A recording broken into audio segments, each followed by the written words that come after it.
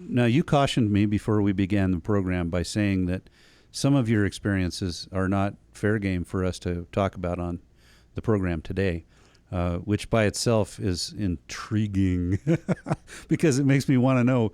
Tell me what happened, and I know I can't because I know you can't talk about it. But there are some things you can talk about. Would you tell our listeners and viewers a little bit about the type of real on the ground tactical environment experience that you've picked up and the types of things that you've learned in those environments? In the world, and I come at this as a protective agent because, as you know, most of what I did was in protection.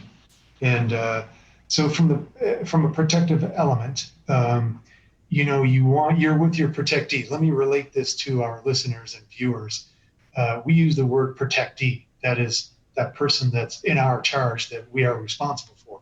So, if you are the protective agent of your family, a protectee may be your spouse, kids, grandkids, co-worker, whoever that may be. Your protectee is your highest responsibility. So, for example, if you are in a high threat environment and you immediately go to guns to solve some problem immediately as your first response, well, then guess what? Where are the bullets from the bad guys going to go? They're going to go right to your protectee. Have you done a very good job as a protective agent? No, you have failed miserably. You need to start from the top of the ladder and go down and solve the problem using your most powerful weapon. See it, hear it, smell it coming. I'll give you a good example. Here's a real world. I went to before you go into whatever country you're going to, you have a pre-deployment briefing from an expert that's been there, done that, checked off the box. This guy has been in for well over 3 decades, a highly respected agent. And he said to us, and remember, for us to do this type of work, you had to be very proficient with firearms. And he said to us, if you boys go to guns, you failed. If you go to guns, you failed. And we just looked at him like he had antlers. What is he talking about? Because that's the whole reason why we have guns. We have to use them. He viewed firearms as the lifeboats on the Titanic. He says, boys, I have an idea. How about look for an iceberg? Would that be a good idea? It's like, yeah, we all kind of nodded. Yeah, that's a good idea.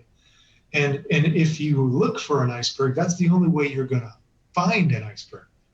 And we're thinking, makes sense. He says, and if you look for the iceberg and find an iceberg and see the iceberg, then how about drive around the iceberg? Would that be a good idea? And we're all shaking our heads like, yeah, okay, so look for an iceberg, identify the iceberg, see it, do something to go around it. And if you failed to look for it, failed to see it, failed to drive around it, you failed multiple times, and then you ran into it, then do you need to know how to use the lifeboats?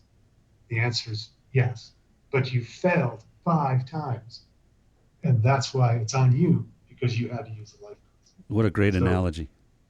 What a great analogy. It makes all the sense. And I really, truly did not understand the intrinsic value of that until I did an extensive amount of protection work.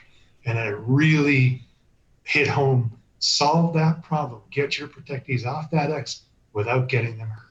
And if I understand your background, you've been in a lot of dangerous environments where you were not allowed to carry a weapon, either because of local law or custom. Right. So you had to make do. You had to, or you just can't. U.S. State Department says no go on hardware. So I did a few jobs like that, and you only can rely on your most powerful weapon at that point.